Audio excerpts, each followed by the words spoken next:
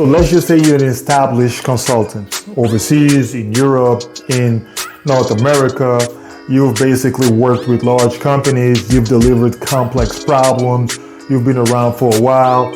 You have specialized skill. Now you're thinking of moving to Africa. You're thinking of taking your talent to a country in Africa.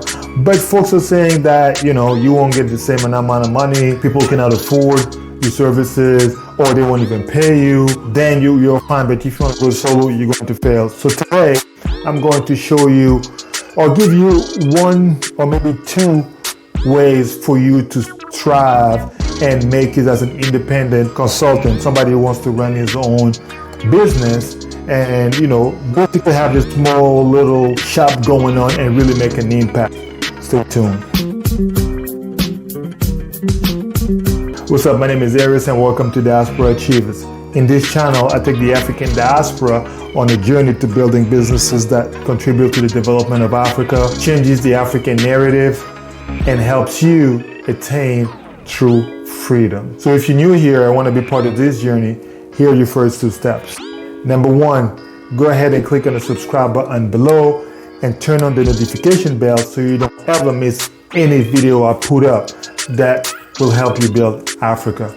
Number two, in the description section below this video, there's going to be a link for you to get a free copy of the takeaway notes that we publish after each and every workshop that we have. In our workshop, essentially, we invite diaspora entrepreneurs, so folks who have transitioned from the diaspora to building businesses that impact Africa. They tell us about their story, they tell us about how they've done it, but more importantly, they put us in situations that really challenges. So we call it business cases. So check it out. It's in the description box below. So in one of the workshops that we recently had, we had a diaspora entrepreneur who basically was educated in Europe, worked in Europe a little bit, moved to Canada, worked in Canada, and his background is pretty much an engineer with an MBA. Strong guy, really good. So he worked as a consultant. So he basically moved from North America back to Africa. He had two major challenges. The first one is that folks did not understand his value, right? He was basically helping traders. Let's just say, for example, right? Because I don't want to get into the specific for confidentiality reasons. He wanted to help traders manage their business better. So help them understand the P&L, help them understand how to calculate their budget, cost of goods sold, how much profit, because the problem that the owner had was he was basically mixing up the bank account, the business account, and his personal account. So when he needed stuff personally, he was getting money from the business account. I mean, we've seen it. It also happens over here, but let's just talk about the context of Africa, right? So great concept. He had a great business. He had a great product. He even had a patent for it. So that from that perspective was fine. The challenge he had as an engineer running his company is managing his business on a day-to-day, right? And even overall, no financial statement, he was mixing everything up. So the diaspora entrepreneur we had in the workshop, we're talking about two major problems he faced. The first one was that his client did not understand his value, did not appreciate his value as a consultant, a management consultant, right? Number two is he couldn't afford it. That's a fact, right? But again, there's a difference between I understand your value and I can't afford it versus I don't understand your value, you're not valuable, and I can't afford it anyway. So instead of looking at that as a problem and basically say, hey, you know what? I cannot make money as a consultant. I'd rather do something else or rather stay overseas. Here's how you can solve it. So in terms of folks not understanding your value, instead of folks not thinking you're worth it, here is why they don't understand your value. Because you haven't, to them, you're not proven. To them, you're just a big guy or girl with a big title and working with large operation, but they can't really relate to it, right? So my solution for you is the following. Start showing value for free.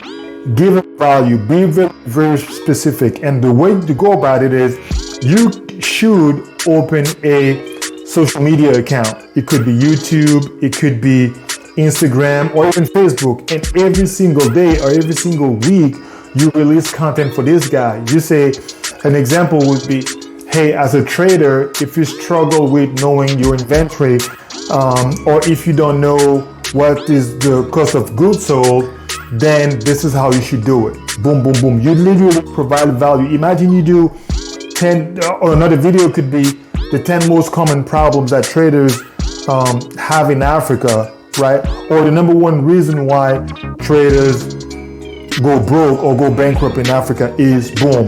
And by the way, here's how to solve it. So you would basically release that, and then people will actually come across it. It will solve real problem, and they will see the value in you.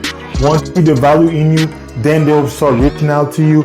And on top of it, it'll basically be a filter, right? Only the guys who are interested will reach out to you and start asking, hey, how much you charging and all that stuff. Now that leads into, can they afford you? Now, depending on your numbers, here's the best way, in my opinion, to solve that problem. Number one, because you know you're good, because you know you're valuable, you get a cut from their profit, right? So let's just say every single month they get an extra $200 of profit, right?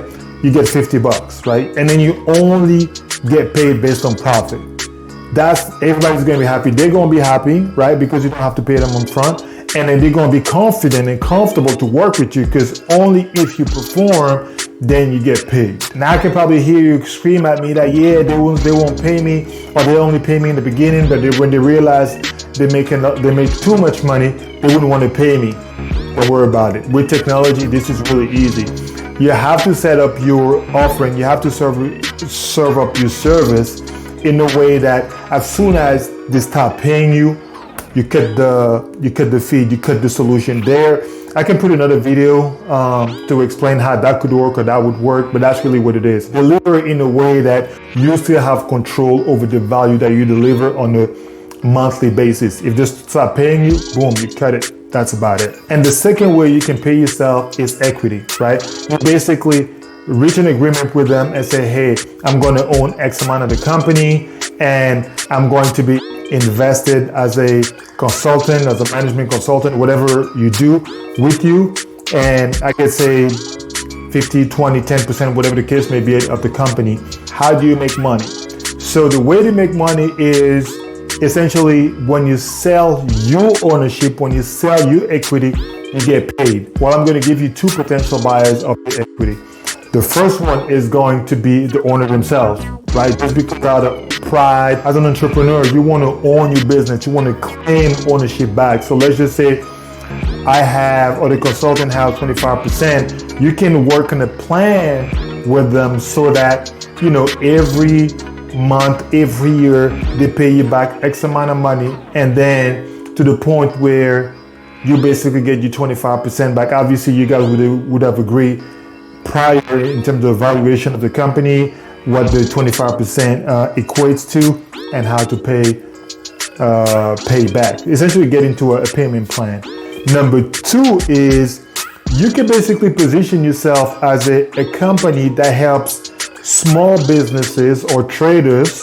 Let's just say you specialize in that area, traders to go from bad company to well-managed company, right? And once they're well-managed, now you can sell them to a larger company that specializes in helping companies scale, or another company that basically acquires small company that perform well and do, whatever, right? So you get what I'm saying? I hope I'm making sense right here. But essentially what I'm saying is you help a company go from bad to good, and then there's another essentially set a type of companies who basically come in and say, hey, I only focus on scaling, right? So I didn't want to use too many technical terms or financial terms or whatever the case may be.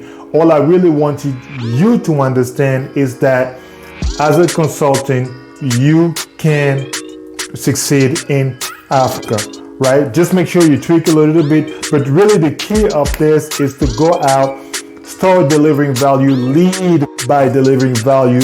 You open your Instagram, you open your YouTube account, whatever the case may be, and deliver value. Don't just say, hey, I graduated from so and so school, and don't just say I'm an MIT grad and I got my MBA from Harvard, and now you should hire me because I'm that good. That would not work, right?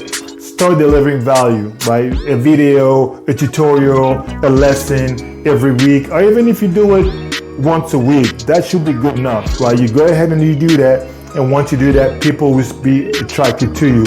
And then the more local you are, that's a big one too.